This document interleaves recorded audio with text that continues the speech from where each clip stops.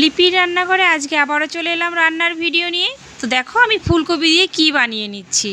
তাহলে ফুলকপিগুলো আগে ভালো করে ডুমো ডুমো করে কেটে নিই। তো এদিকে দেখো ফুলকপিগুলো একদম ডুমো ডুমো করে কেটে নিয়েছি। এবার আমি জল দিয়ে ভালো করে পরিষ্কার করে ধুয়ে নিব।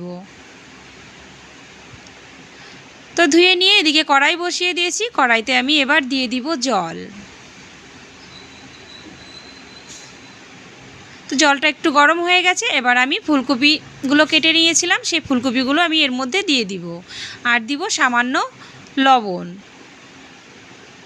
তো এবার আমি ফুলকপিগুলো একটু ভাপিয়ে নিব, কারণ গরমের সময় ফুলকপিতে কি হয়, ফুলকপি খেলে গ্যাস হয়ে যায়, সেই জন্য একটু ভাপিয়ে নিলে খেলে পরে আর গ্যাস হবে না। তো দেখো ভাপানো হয়ে গেছে, আমি এবার নামিয়ে নিয়েছি।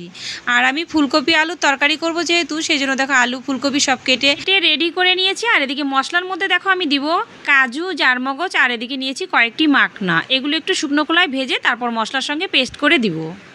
তো এদিকে দেখো কড়াই বসিয়ে দিয়ে এবার আগে সবার প্রথমে ফুলকপিগুলো আমি লাল লাল করে লবণ হলুদ দিয়ে ভেজে নেব। তো দেখো ফুলকপিগুলো একদম ভাজা হয়ে গেছে। এবার আমি ফুলকপিগুলো নামিয়ে নিব। তো ফুলকপিগুলো নামিয়ে ওই কড়াইয়ের মধ্যে আরও একটু তেল দিয়ে একবারে জিরে ফোড়নে দিয়ে দিলাম। তারপর আমি দিয়ে দিলাম আলুর সঙ্গে দিয়ে দিয়েছি লবণ আর হলুদ। এবার আমি আলুগুলোকেও লাল লাল করে ভেজে নেব। তো আলুগুলো দেখো লাল লাল করে ভেজে নেওয়া কমপ্লিট হয়ে গেছে। এবার আমি মিক্সড জারে যে মশলাটা রেডি করে নিয়েছি, সেই মশলাটা আমি এর মধ্যে দিয়ে দিব। তো মশলা দিয়ে দিয়েছি, আর দিয়ে দিয়েছি টমেটোর টুকরোগুলো করে নিয়েছিলাম, সেই টমেটোগুলোও আমি দিয়ে দিয়েছি। তো এবার আমি ভালো করে কষে নিব। তো দেখো একটুখানি কষিয়ে এবার আমি ফুলকপিগুলো যে ভেজে তুলে রেখেছিলাম, সেই ফুলকপিটাও আমি এবার এর মধ্যে দিয়ে দিলাম। তো ফুলকপি আলু একসঙ্গে মশলার সঙ্গে ভালো করে কষিয়ে নিব।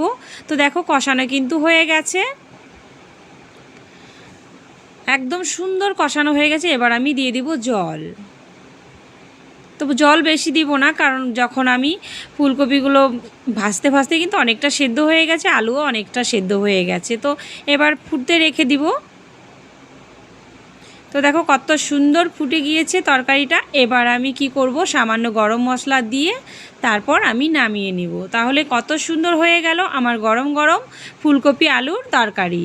আর বন্ধুরা, আমার রান্নাটি যদি ভালো লেগে থাকে অবশ্যই লাইক কমেন্ট শেয়ার করে দিও, কারণ তোমরা যদি লাইক কমেন্ট শেয়ার করে দাও তাহলে আমার ভিডিও বানানোর আগ্রহটা আরও বেড়ে যাবে। টাটা।